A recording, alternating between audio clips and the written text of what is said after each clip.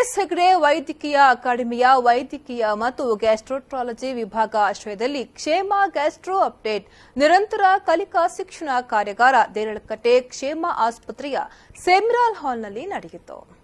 ನಿಟ್ಟೆ ವಿಶ್ವವಿದ್ಯಾನಿಲಯದ ಕುಲಸಚಿವ ಡಾ ಸತೀಶ್ ಕುಮಾರ್ ಭಂಡಾರಿಯವರು ಕಾರ್ಯಕ್ರಮವನ್ನು ಉದ್ಘಾಟಿಸಿದರು. ಬಳಿಕ ಮಾತನಾಡಿದ ಅವರು, ಆಸ್ಪತ್ರೆಯ ವೈದ್ಯಕೀಯ ವಿಭಾಗದಲ್ಲಿ ಗ್ಯಾಸ್ಟ್ರೋಂಟ್ರಾಲಜಿ ಯುವ ವಿಭಾಗವಾದರೂ ಕೆಲ ವರ್ಷಗಳಲ್ಲಿ ಹಲವು ಸಾಧನೆಗಳನ್ನು ಪೂರೈಸುತ್ತಾ ಮುಂದುವರೆದಿರುವುದು ಆಸ್ಪತ್ರೆಯ ಹಿರಿಮೆಯಾಗಿದೆ. ವಿಶ್ವವಿದ್ಯಾನಿಲಯ ಎಲ್ಲಾ ರೀತಿಯ ಸೌಲಭ್ಯಗಳನ್ನು ವೈದ್ಯಕೀಯ ಸೇವೆಯಲ್ಲಿ ಯುವ ವಿಭಾಗವಾದರೂ ಗ್ಯಾಸ್ಟ್ರೋಂಟ್ರಾಲಜಿ ಪೂರೈಸಲು ಬದ್ಧ. ಅವಕಾಶಗಳು ಎಲ್ಲಾ ವಿಭಾಗಗಳಲ್ಲಿಯೂ ಇದೆ. ಯಂತ್ರದ ಹಿಂದಿನ ಮಾನವನ ಕೆಲಸ ಯಶಸ್ಸಿನ ಹಾದಿ ಹಿಡಿಯುವಲ್ಲಿ ವಿಭಾಗದ ಬೆಳವಣಿಗೆಯೂ ಸಾಧ್ಯ. ಯಕೃತ್ತಿನ ಕಸಿ ಚಿಕಿತ್ಸೆಗೆ ಮುಂದೆ ಆಸ್ಪತ್ರೆಯ ವಿಭಾಗ ಮುಂದಾಗುವ ಮೂಲಕ ಜನರಿಗೆ ಅನುಕೂಲವಾಗುವ ಚಿಕಿತ್ಸೆಯನ್ನ ನೀಡುವಂತಾಗಬೇಕು ಎಂದರು. Which department asks for more funding, they'll get. The people don't ask. And always from the medicine department, our dean is very, very conservative. He'll ask for 2 lakhs, 3 lakhs.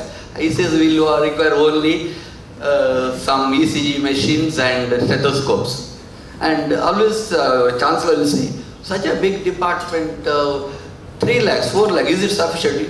He says, sir, we require only this much. But when Sorake came, we came out with a big list. 2 crores, 3 crores.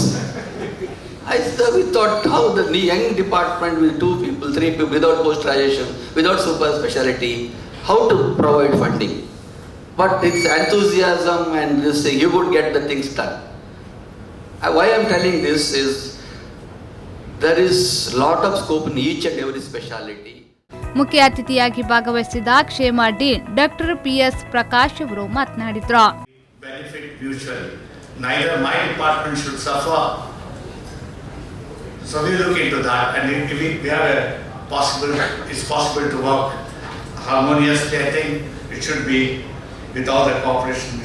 And let's look into the topics that has been chosen today for the CAD, upper GI bleed, do's and don'ts, very common condition we come across in our day-to-day practice.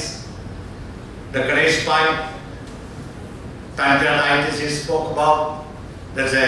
Sometimes this pancreatitis, when it starts going into complications, it's a nightmare. Then we have hepatitis C treatment by Dr. Raghavendra Prasad. ಸಂಪನ್ಮೂಲ ವ್ಯಕ್ತಿಗಳಾಗಿ KMC ಮಣಿಪಾಲದ gastroenterology ವಿಭಾಗದ ಮುಖ್ಯಸ್ಥ doctor Ganesh Pai, Mangaluru ಕೆಎಂಸಿಯ gastroenterology ವಿಭಾಗದ ಮುಖ್ಯಸ್ಥ doctor BV Vishwanath Tantri, AJ medical science gastroenterology ವಿಭಾಗದ ಮುಖ್ಯಸ್ಥ doctor Raghavendra Prasad, Bengaluru BGS global hepatobiliary surgeon doctor Raghavendra CV, ವೈದ್ಯಕೀಯ ವಿಭಾಗದ ಡಾಕ್ಟರ್ ರಾಘವ್ ಶರ್ಮಾ, ಡಾಕ್ಟರ್ ಸುಧೀಂದ್ರ ರಾವ್, ಕ್ಷೇಮ ಆಸ್ಪತ್ರೆಯ ಗ್ಯಾಸ್ಟ್ರೋಂಟ್ರಾಲಜಿ ವಿಭಾಗದ doctor Ganaraj, doctor Chandrashekar, doctor Rohin Dubbal, doctor Sudhindra Rao ಉಪಸ್ಥಿತರಿದ್ದರು. ಆರಿಫ್ ಕಾಲ್ಕಟ, ವಿ4 ನ್ಯೂಸ್ 24/7 ದೇರಳಕಟ್ಟೆ.